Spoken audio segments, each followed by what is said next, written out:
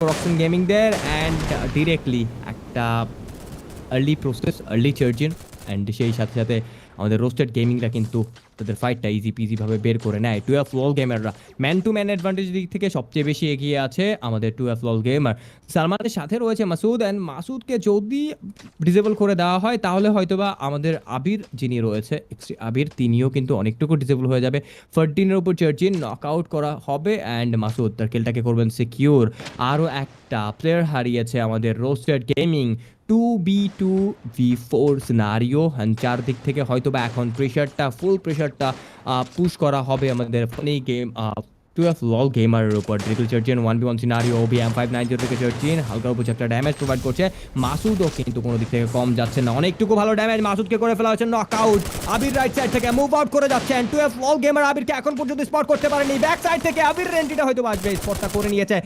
BSK versus আমাদের MA2B use হবে, অনেকটু ভালো ড্যামেজ প্রোভাইড করে ফেলা হয়েছে আবির। ও মাই গড, এলিমিনেশন গোজ টু 12 লল গেমার অ্যান্ড দুর্দান্ত ভুইয়া ক্যাপচার করবে।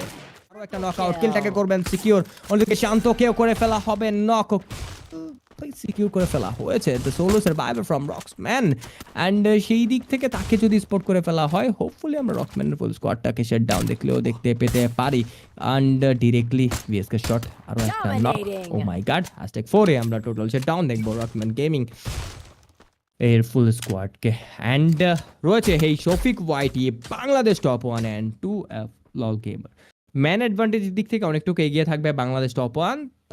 তাহলে কি আমরা এই ম্যাচটায় বাংলাদেশ টপ 1 এর ডমিনেশনটা দেখতে পাচ্ছি, নাকি ব্যাক টু ব্যাক 2F লল গেমারের ভুইয়া ক্যাপচার দেখবো? বিকজ তারা কিন্তু এখন পর্যন্ত জোনটা ক্যাপচার করে রেখেছে। And I don't know, and আমি জাস্ট বুঝতে পারছি না যে এটা কি তাদের লাক আর তাদের স্ট্র্যাটেজি। ডে এন্ডে যাই হোক না কেন জোনটা তারা ক্যাপচার করে নেয়। 12 লল গেমারকে নক আউট করে ফেলা হয়েছিল, বাট আর্লি একটা রিভাইভাল প্রসেস চালায়, অয়নকে ভালো ড্যামেজ প্রোভাইড করা হয়েছে।